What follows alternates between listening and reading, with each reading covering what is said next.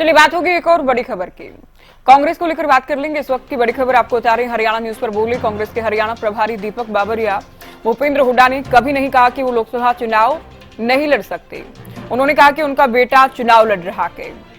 किसी भी वरिष्ठ नेता ने लोकसभा चुनाव लड़ने से इनकार नहीं किया कि तो क्या कुछ कहा कि हरियाणा न्यूज से खास बातचीत में दीपक बाबरिया ने, सुनवा रहे हैं आपको। लोकसभा चुनाव नजदीक है। लगातार भारतीय जनता पार्टी में कांग्रेस के वरिष्ठ नेता जुड़ते जा रहे हैं। हाल ही में हमने देखा था कि नवीन जिंदल भी भाजपा ज्वाइन किए, उन्हें कुरुक्षेत्र से टिकट मिली है और आज उनके परिवार ने भी भाजपा ज्वाइन किया है। इस बीच हमारे साथ बातचीत करने के लिए प्रदेश प्रभारी दीपक बाबरिया मौजूद है। हरियाणा न्यूज पर आपका स्वागत है। हमने देखा है आज की नवीन जिंदल की जो परिवार है उन्होंने भाजपा ज्वाइन किया, उसे किस तरीके से देखते हैं आप? जो तरीके से मैं चौधरी बीरेंद्र सिंह का बेटा कांग्रेस ज्वाइन किया, सिटिंग एमपी था फिर भी कांग्रेस ज्वाइन किया, उसको देखता हूँ वही तरीके से इसको देख रहा हूँ।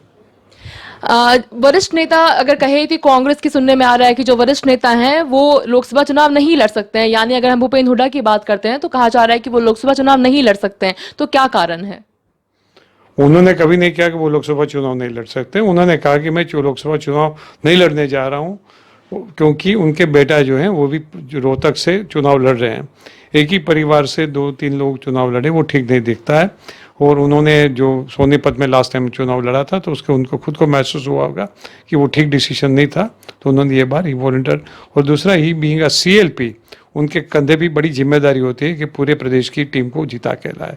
प्रचार प्रसार और व्यवस्था की जिम्मेदारी भी प्रदेश अध्यक्ष और सीएलपी के पर रहती है, तो वो देखते हुए उन्होंने मना किया। प्रदेश के किसी भी लीडर ने चुनाव लड़ने से मना नहीं किए। जगह आज सच्चाई तो ये है कि भारतीय जनता पार्टी के पास कोई कैंडिडेट नहीं, तो 6 कांग्रेसमैन को वो प्रस्तुत कर रहे हैं और थके हुए और लोगों ने रिजेक्ट किए हुए चेहरे को वो फिर से प्रस्तुत कर रहे हैं।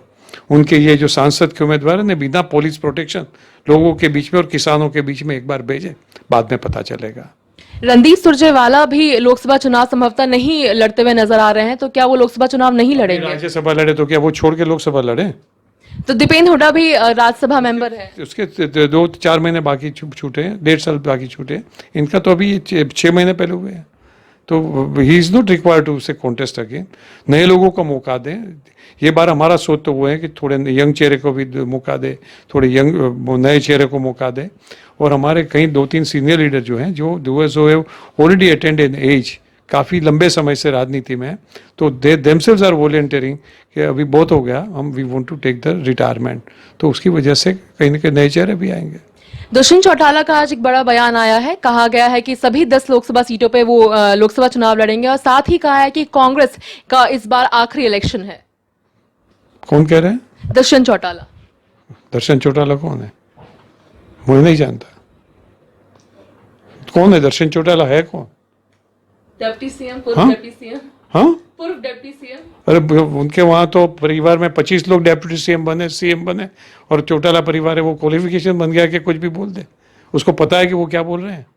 आज तो जो है इन्हें लोग और उसके जितने भी साथी संगठन हैं वो समाप्त होने की आप कगार पे हैं। मैं किसी भी दल के बारे में कोई ऐसी प्रकार की बात नहीं करता हूँ, मगर ये जो कह रहे हैं वो डेप्यूटी सीएम है या यंग आदमी है मुझको नहीं पता है, मगर बहुत ही इमैच्योर्ड आदमी मुझको तो लगते हैं। रणदीप सुरजेवाला का एक ट्वीट आया है, मैं पढ़ देती हूँ कि कर्ज लो, मौज करो, ये झोला उठा चले जाएंगे, भुगतेंगी अगली पीढ़ियां, यही है न्यू इंडिया। किस तरह से देखते हैं आप? बिल्कुल सच्चाई कहा उन्होंने।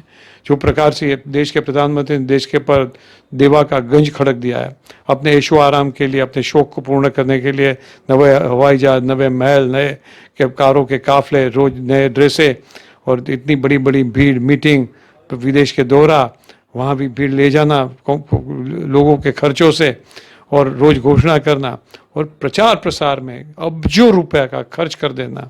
ये देश की प्रजा भुगत रही है। इतना हाई टैक्सेशन, इतना इन्फ्लेशन, इतनी महंगाई, इतनी बेरोजगारी, समझ लो इकोनॉमिक एक्सप्लोजन होने वाला है। और इन्होंने बिल्कुल सच ही कहा कि वो तो झोला उठा के चला जाएगा। इन्होंने नहीं कहा कहाँ जाएगा, मैं कहता हूँ कि झोला उठा के शायद जेल में जाएगा। एक आखिरी सवाल, अरविंद केजरीवाल की आज पेशी हुई थी, उनकी रिमांड को 1 अप्रैल तक बढ़ा दिया गया है। मोदी जी के राज्य में ईडी क्या करेगी, सीबीआई क्या करेगी, और आज तो मुझको कहना पड़ता है कि न्याय तंत्र भी क्या करेगा, वो सिर्फ मोदी जी कह सकते हैं। बहुत बहुत धन्यवाद। हम सुन रहे थे हरियाणा प्रदेश प्रभारी दीपक बावरिया को। तमाम मुद्दों को लेते हुए एक्सक्लूसिवली हरियाणा न्यूज से बात की है। अपराजिता श्री, हरियाणा न्यूज, दिल्ली।